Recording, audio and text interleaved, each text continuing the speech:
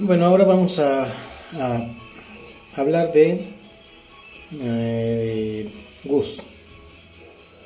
Después de haber visto cómo Whittaker nos daba una orientación de por qué los sistemas de clasificación cambian a través del tiempo, cambiando los criterios de pertenencia.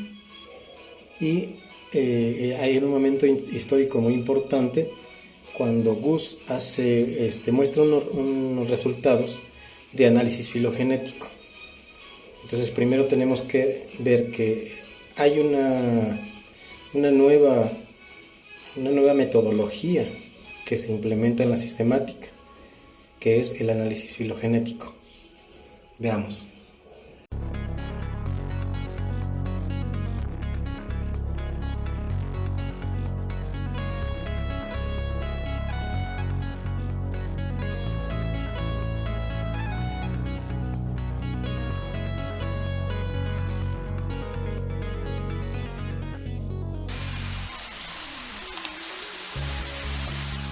Vimos la historia de la clasificación de los seres vivos desde los representantes griegos como Aristóteles y Teofrasto en la clasificación de dos reinos y las afinaciones que hizo cada uno de ellos, uno para plantas y otro para animales.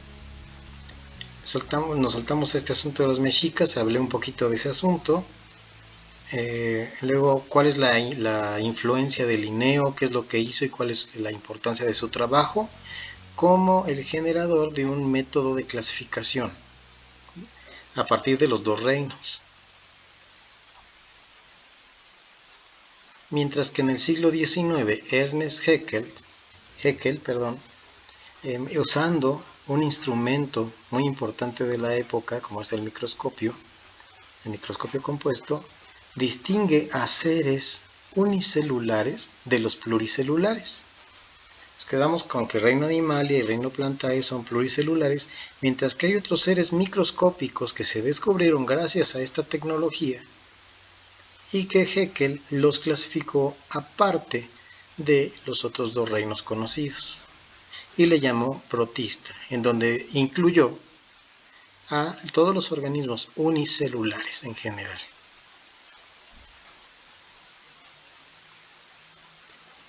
Copeland, viendo con más detenimiento, descubre, más bien, ayuda a formalizar un nuevo reino en función de que dentro del reino protista se encontraban organismos sin membrana nuclear, es decir, carentes de núcleo.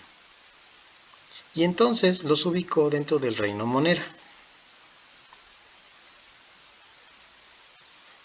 Y la parte, digamos, yo creo que hubo más, de hecho hubo nuevas propuestas de clasificación de organismos, no fue la última. Pero esta clasificación de los 5 reinos se estableció durante todo el siglo XX, llegando a pensar que pues este era el sistema de clasificación de organismos machuchón, el mero mero. Y entonces se le anduvo dando vueltas a este mismo sistema de clasificación bajo diferentes nombres, con diferentes nombres de los reinos y, en fin, una serie de consideraciones especiales para el reino protista. Unos lo llamaban protista, otros protoctista, dependiendo del contenido y el autor, del contenido que le daba cada autor. Bueno, entonces aquí lo que nos hace ver Whittaker es que los esquemas de clasificación anteriores fueron sumando nuevos reinos, de acuerdo con los nuevos descubrimientos sobre los seres vivos. Si este proceso de conocimiento de los seres vivos sigue ocurriendo, seguimos descubriendo cosas nuevas de los organismos, entonces este asunto de agregar nuevos reinos no va a parar. Esto le va a dar una inestabilidad al sistema de clasificación y eso no es conveniente. Es necesario un sistema estable de clasificación de los organismos. Pueden haber cambios, pero no tan rotundos y drásticos como los que ocurrieron desde el sistema de 2 reinos hasta el sistema de 5 reinos. Necesitamos se necesitaba un mejor acercamiento al asunto de la clasificación de los organismos. Porque además se incluyen ideas darwinianas, es decir, se incluye la teoría de la evolución.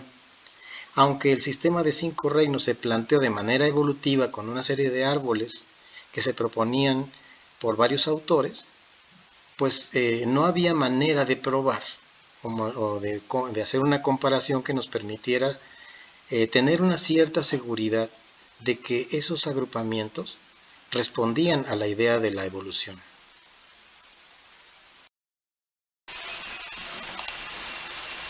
Les presento a Willy Hennig. Ese señor grosero es la foto de Willy Hennig, ya fallecido. Él es quien generó una metodología por medio de la cual, metiendo una serie de caracteres, logró obtener hipótesis acerca de las relaciones de proximidad entre los organismos.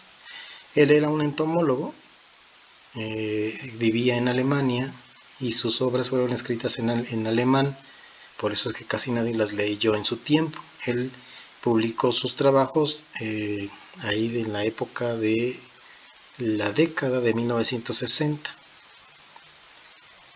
Y bueno, como les comento, su metodología logra obtener diagramas en donde vemos las relaciones de parentesco entre los organismos. Entonces, es toda una metodología que nos da por resultado un diagrama. Y gracias a esos diagramas podemos ver de manera teórica y de manera objetiva cuáles son las características que se han modificado y que comparten los organismos. Entonces, estas características modificadas ahora en esta metodología son los caracteres de pertenencia. Las modificaciones son ahora los caracteres de pertenencia. Es muy interesante esto. Y esta idea y estas metodologías pueden ser generadas a base de caracteres. Pueden ser caracteres morfológicos, pueden ser caracteres moleculares, como el caso particular que vamos a ver en el siguiente esquema de clasificación.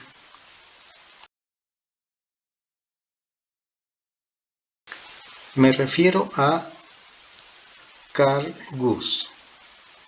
En el siglo XX, ya en la segunda mitad, al inicio de la segunda mitad del siglo XX, en donde con una serie de características moleculares toma muestras de todos los organismos conocidos, a la representación de todos los organismos conocidos. ¿Quiénes son los organismos conocidos? Pues todas las especies que están implicadas en el reino Monera, todas las que están implicadas en el reino Fungi, todas las que están implicadas en el reino Protista, todas las que están implicadas en el reino Plantae y todas las que están implicadas en el reino Animalia. Lo que hizo Guss entonces es tomar representantes del reino Animalia, digamos unos 10, 20 del reino Animalia, otros 5 del reino Plantae o 10 o no sé cuántos tomó, otros tantos del reino Protista, del reino Fungi y del reino Monera. ¿Y qué es lo que hizo? Bueno, pues hizo un análisis filogenético. Entonces, lo que obtuvo fue lo siguiente. Todos los representantes de los organismos procariotas fueron divididos en dos grandes grupos, mientras que todos los representantes de estos reinos, vean, del reino Animalia, del reino Plantae y del reino Protista y del reino Fungi, estos 4 reinos salieron juntos en lo que Carl Guss observaba en su árbol dentro del dominio Eucaria. Vean que aquí están Fungi, Protista, animales y las plantas. 4 reinos conformando el dominio Eucaria, lo que él llamó el dominio Eucaria. Aquí, aunque lo vemos una bolita, es un círculo que encierra toda una diversidad. que involucraría ramas, una ramita para Animalia, o los representantes de Animalia, otra donde se distribuyeron los hongos, las especies de hongos, otra rama común en donde se distribuían las plantas, mientras que los protistas se empezaron a desperdigar como hermanos de otros grupos, pero bueno, eso lo vemos después. Lo importante aquí es ver que todos los organismos con células eucariotas se juntaron en un solo grupo. Y entonces Gus lo llamó dominio eucaria.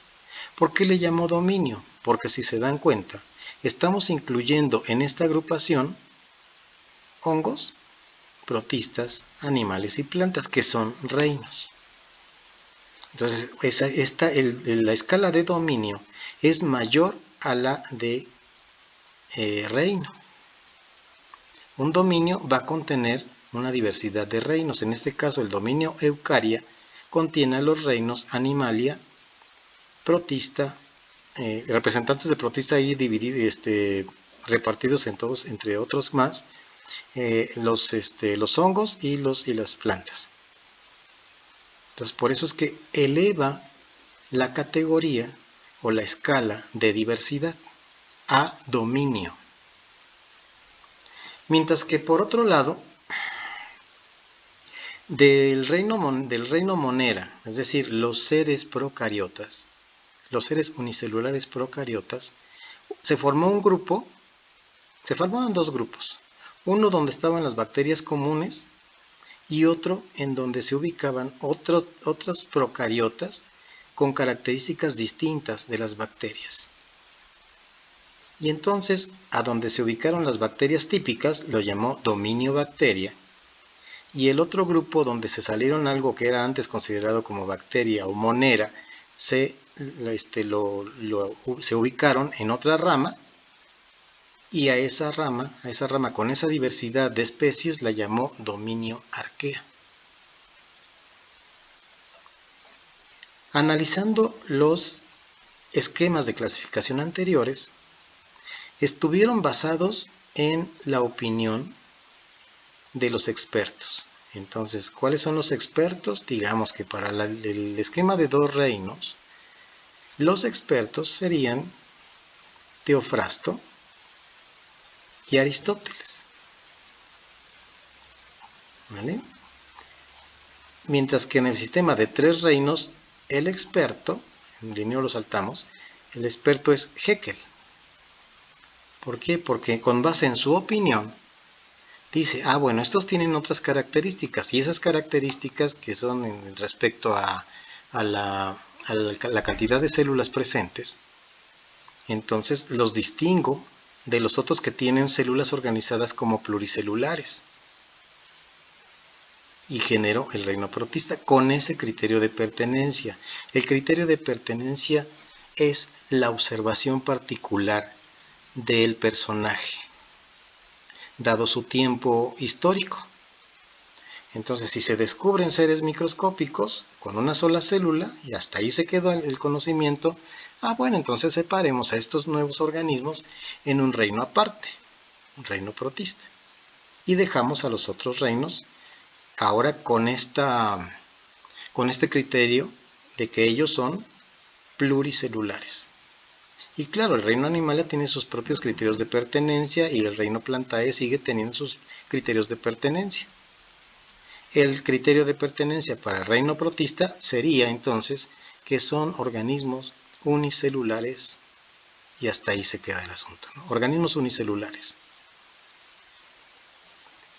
Entonces vuelvo a remarcar que esto entonces es una opinión del personaje en función de su contexto histórico. El contexto histórico de Copeland marca que sus observaciones, junto con las de Edward Chatton y otros investigadores de la época, marca que se pueden distinguir organismos unicelulares con núcleo y otros sin núcleo. Sigue siendo una observación, la están retomando como un criterio de agrupación de los organismos, un criterio de pertenencia. Y así generan el reino monera. por una opinión que está influenciada por los avances tecnológicos, pero no deja de ser una opinión. Lo mismo ocurre con Whittaker.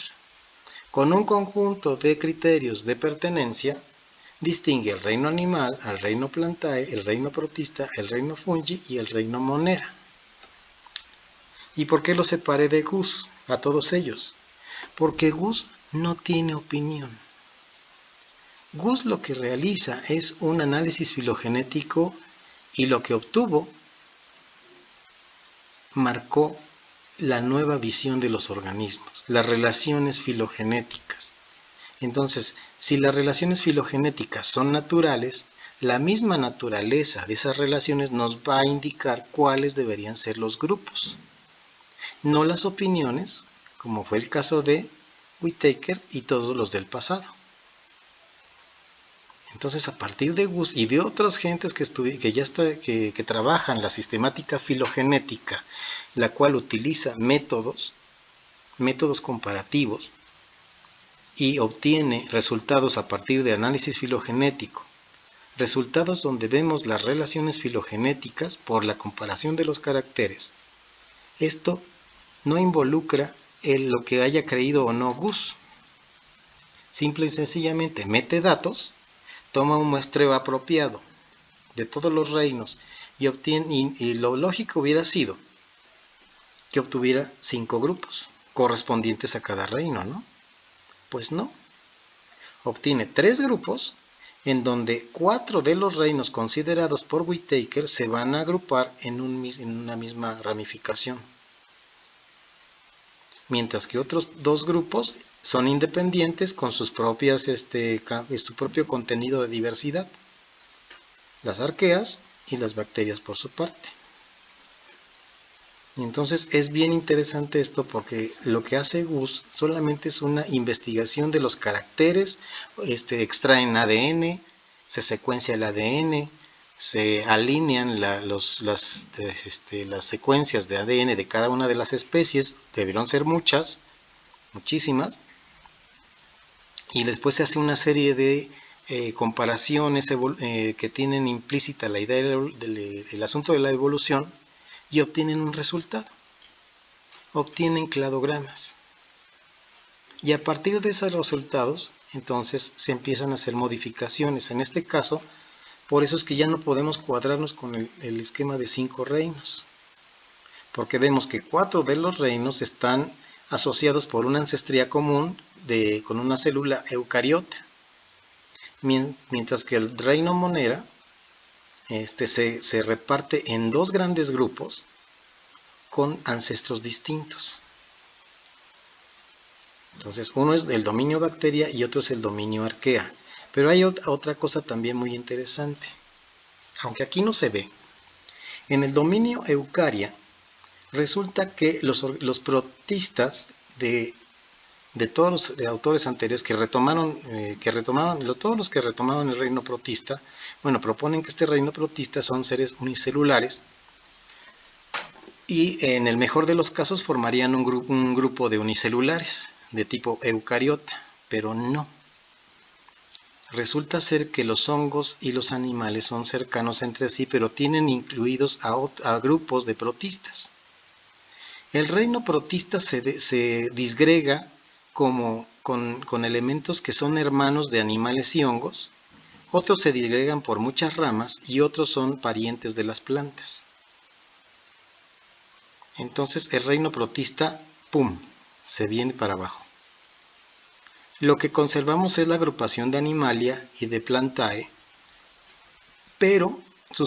y de Fungi, pero sus hermanos son de tipo protista, sus hermanos más próximos, y son distintos. El hermano de los animales es distinto del hermano unicelular de las plantas, y también es distinto del hermano unicelular de los hongos. Entonces, ¿qué está pasando aquí? Que los protistas se están distribuyendo de tal manera que, como vamos a ver ahorita en la ilustración, el grupo de los protistas resulta ser un grupo basal, más bien una condición basal. La condición de unicelularidad es basal en la historia evolutiva de todos los eucariotas. Ahorita vamos a ver. Veamos que aquí se nos está indicando 3 grupos principales de organismos. Todos son seres vivos, pero estamos viendo que hay un grupo que se ha denominado bacteria, otro grupo que se ha denominado arquea y otro grupo, otro taxón, que se ha denominado eucaria. Son 3 taxones de mayor escala que la de reino. Vean que estas 3 agrupaciones ilustradas aquí, las podemos ver aquí también. Aquí está, pero está muy fiu, ¿verdad? Entonces, bueno, pero ya no tengo tiempo de ver más. Vean, estas son los eucariotas, las bacterias y las arqueas. Vean, 3 ramas principales. Esta es una ramificación con una diversidad de bacterias. Esta es otra ramificación, otro arbusto conectado, en donde se incluyen eucariotas. Y esta es otra ramificación donde se incluyen otro grupo diferente a las bacterias. Ambos grupos, eubacteria y arquebacteria o arquea, son de tipo procariotas o procariontes, ¿no? La doctora sí les llaman procariontes. Estos 2 dominios son constituidos por especies procariontes, pero son distintos. Mientras que todos estos son eucariontes. Cada ramita está representando una diversidad que ahí contiene. O sea, esta ramita no es nada más así solita. La vemos aquí solita, pero está representando a todos los animales que se metieron al análisis. Pudieron haber sido 20 especies animales y todas estaban subordinadas a esta rama. Otra rama contenía a todos los ciliados que se tomaron en cuenta en el análisis, otra rama con las diferentes especies de fungi, otra rama con las diferentes especies de plantas. Vean, aquí hay una ramita que nos lleva a los flagelados. Los flagelados son unicelulares eucariotes. Son los que ya les había enseñado, por ejemplo, los paramecios. Son flagelados. Ah, no, perdón. Los flagelados son otro grupo. Perdón, me equivoqué. Los flagelados son como unos que se llaman euglenas, que vamos a ver aquí en este curso, y otros que se llaman microsporidia, que son como amebas. Pero esto es lo que obtuvo, digamos, Gus. ¿Qué es lo que ve Gus? Ah, pues 3 grandes grupos ramificados o subordinados a un ancestro común. El ancestro común de los eucariotas, aquí está. En esta división de 3 ramas, aquí está el ancestro común de los animales, ciliados, hongos, plantas, flagelados y microsporidia. Este es el ancestro común porque de ahí derivan todos estos. Luego hay otro ancestro común para todas las bacterias, que serían estos. Y hay otro ancestro común de donde derivan toda esta diversidad de arqueas. 3 grupos, 3 dominios. Y como les decía, vean, animales es un reino. Plantas es un reino, fungi es un reino, pero vean cómo está combinado con ciliados. Los ciliados, los flagelados y los microsporidia son protistas. Así que a los protistas ya se les están metiendo seres que son pluricelulares. Por eso es que el reino protista se viene abajo. No es posible sostenerlo con base en estos resultados. Esta nueva luz, este nuevo conocimiento sobre las relaciones de parentesco entre los organismos. Esa es la gran relevancia de este trabajo. Era cuestión de esperar a ver quién sacaba un árbol filogenético considerando a toda la diversidad del planeta. Y aquí está, toda la diversidad del planeta representada. De ahí la relevancia. Entonces no podemos considerar 5 reinos. Estamos viendo que la vida, los organismos, se dividen en 3 grupos principales. Y que no podemos conservar la escala de reino, porque entonces nada más consideraríamos 3 reinos, y lo que está dentro. Ahora, ¿cómo vamos a considerar a los animales? No podemos tener un reino y un reino dentro de ese reino. Es imposible. No es lógico. Así que, por eso es que Gus elevó la escala de diversidad a dominio, en donde el dominio es de mayor rango, de mayor escala, que lo que son los reinos. Es decir, los reinos quedarían incluidos dentro de este dominio. Pero si pensamos así, entonces ¿cuántos reinos tenemos aquí representados? Cada ramita entonces por lo menos sería un reino. 1, 2, 3, 4, 5, 6 reinos dentro del dominio eucariota. En el otro dominio estarían 1, 2, 3, 4, 5 y 6 reinos. Y en este estarían 1, 2, 3, 4, 5, 6 reinos dentro del dominio Arqueas. ¿Cuántos reinos son? 6 más otros, no sé, 1, 2, 3, otros 6, ya van 12. Y aquí son 2, 4, también 6. 6 por 3, 18. 18 reinos. ¿No es interesante? Esto entonces nos hace ver a la diversidad de organismos del planeta Tierra de manera distinta. Hemos estado cegados por nuestras opiniones, que parecen lógicas, que parece que se cuadran con una observación efectiva. Pero cuando aparecen nuevas metodologías, pues las cosas cambian. ¿Ok? Veamos otra más fina, ya por último.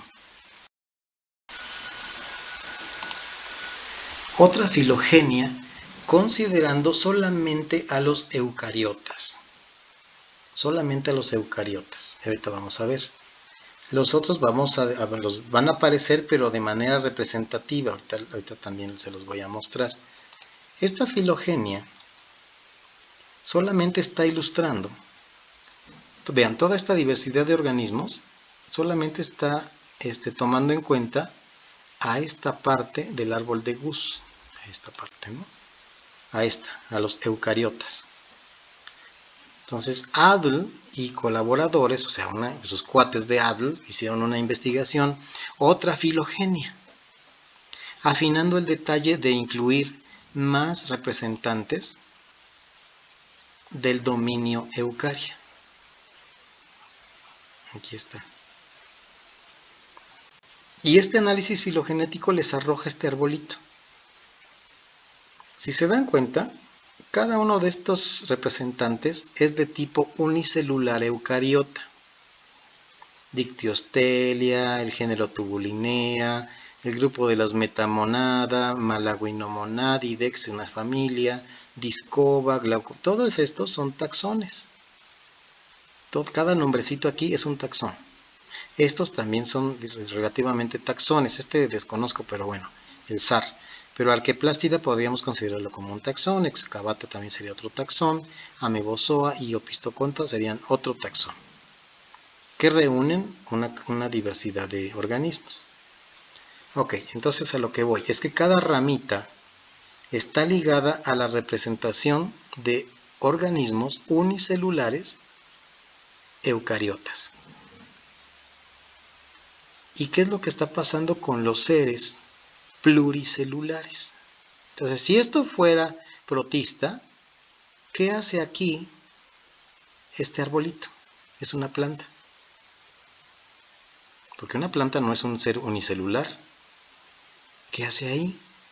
Pues aparece aquí porque tiene una liga de ancestría con este grupo que se llama Rhodophyceae, que son unas algas, ¿no?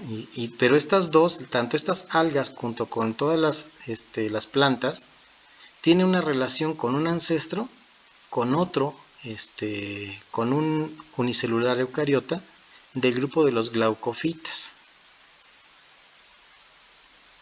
Entonces vean que las plantas, sus parientes próximos son más bien unicelulares. No son ni los animales ni los hongos. ¿Por qué? Porque los hongos, que aquí está representado un hongo, y los animales son entre ellos distantes y mucho más distantes de las plantas. La condición pluricelular no está uniendo estos grupos pluricelulares. Lo que está uniendo a este árbol con estas otras parientes en las ramas verdes son las indicaciones de sus genes, no la similitud. Un aspecto de similitud sería la pluricelularidad, y con base en eso nos daría por quitar a esta planta de aquí y asociarla más bien con animales y hongos, por esa pluricelularidad, por esa similitud. Pero no, resulta que aquí, como no se tomó en cuenta ese asunto de la pluricelularidad, y solamente fueron una serie de genes, entonces los genes nos dan otra historia. Una historia muy interesante donde vemos que las plantas están asociadas con ciertos organismos unicelulares. Los animales tienen un hermano unicelular, un grupo hermano unicelular, conocido como cuanomonada, mientras que los hongos tienen un hermano unicelular muy próximo, conocido como nucleáride. Estos son hermanos de algo que parece una ameba. Los metazoa, los animales, son hermanos de algo que parece una botellita, conocidos como cuanomonada, toda una diversidad de especies. Pero estos son los hermanos más próximos a los animales. Los nucleáridas son los organismos unicelulares más próximos a los hongos. Y estas dos cosas están dentro de la misma rama que los árboles. Estas dos cosas son unicelulares eucariotas, que son muy próximas a las plantas. Así que el reino protista no puede sostenerse. Solo se sostendría si solamente existieran representantes ramificados de tipo unicelular. Pero como se les están atravesando seres pluricelulares en distintas ramas, no es posible sostener al grupo protista. Se cae. Metazoa, plantae, o en este caso le llaman aquí cloroplastida, y hongos, cada uno por su cuenta sí son grupos que tienen un ancestro común y toda la diversidad de hongos está representada por esta ramita. No hay ningún otro hongo fuera de esta ramita. No hay ningún animal fuera de esta otra ramita. Todos están aquí. No hay ninguna otra planta fuera de esta ramita. ¿Vale? Entonces sí se conservan como grupos, pero ya no sería la escala de reino, ya no sé qué sería.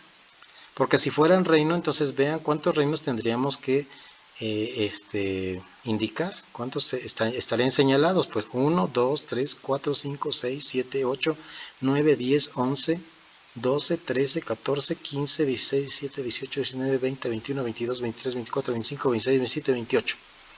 28 reinos, nada más dentro de del dominio Eucaria. Más los que tenemos en los arquea, más los que tenemos en bacteria, ya son un chorro de reinos. Es un lío, pero es tan interesante, tan apasionante este asunto de la clasificación de los organismos, que ahora depende no de las ideas y de la influencia de la tecnología. Claro, sí, en cierto modo sí, de la tecnología, pero no directamente del pensamiento de alguien y de sus simples observaciones, sino que aquí hay un método implícito, un método que nos da un resultado y que nos cuadramos con el resultado. Eso es también una diferencia muy grande. Cuadrarse con un resultado y no con la forma de pensar de un personaje histórico. Gus es histórico porque él fue el que generó una filogenia con la representación de toda la vida de la Tierra. Adolf también va a ser historia porque junto con su grupo obtuvo un árbol filogenético donde vemos las relaciones filogenéticas entre los distintos organismos eucariotas. Pero ellos no dijeron, vamos a poner a los hongos junto a los nucleárida. No. Eso fue lo que le salió en el resultado de su análisis filogenético. Y eso es lo importante de esta nueva visión de la clasificación de los organismos. Seguimos usando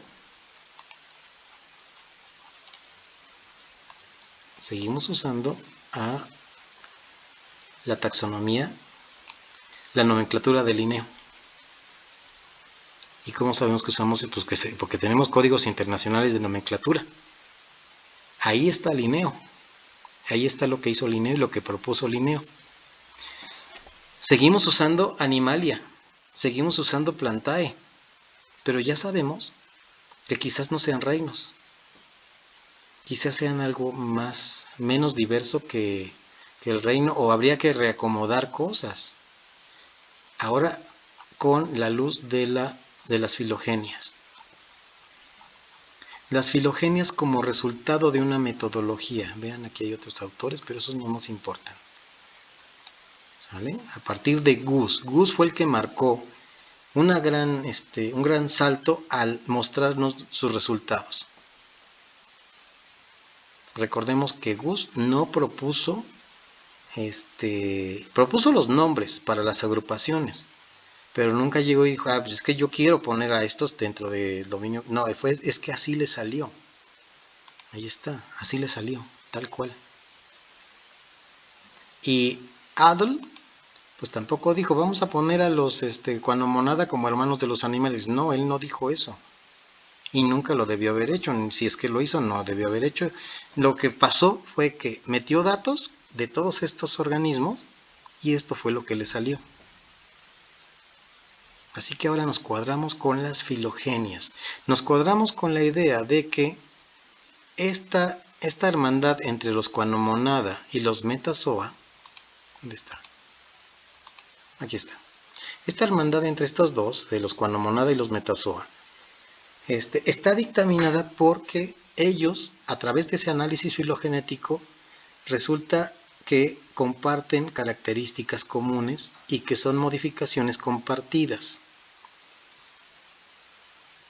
Luego, esa modificación se presenta tanto en los Cuanomonada y los Metazoa. Son características moleculares. Y luego vemos aquí que estos dos comparten características novedosas con Ictiosporea, con este otro ancestro. Este ancestro sufrió un cambio en esa molécula que le fue heredado a Ictiosporea, a Cuanomonada y a Metazoa.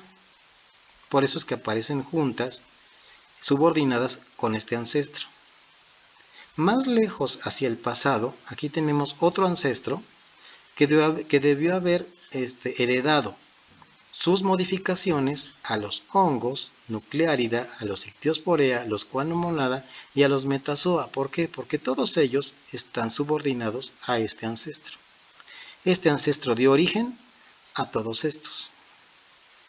Entonces, esa es la manera en que actualmente vemos a las agrupaciones en una evolución, en una dinámica de transformación y de compartición de transformaciones. La idea de la evolución de manera dinámica y evidente. Aquí evidenciamos que en comparación con una serie de caracteres, hay modificaciones que unen a fungi y a Nuclearida. Hay modificaciones que unen a los Chloroplastida y a las Rhodophysias. Y hay modificaciones que comparten Rhodophysias, Chloroplastida y Glaucophyta, que las hace subordinarse a este ancestro que las incluye a todas ellas. ¿Por qué? Porque les heredó esos cambios. Este ancestro hereda cambios a estas, este ancestro rosa hereda cambios a todo este conjunto de diversidad de ramas rosas. Estos no se sabe, los que están en gris, pero estos dos sí comparten características modificadas a partir de este ancestro. Estas dos, los Cryptophyta y los Cateblaferidae. Estos dos. Y así, cada nodo representa eventos de cambio compartido.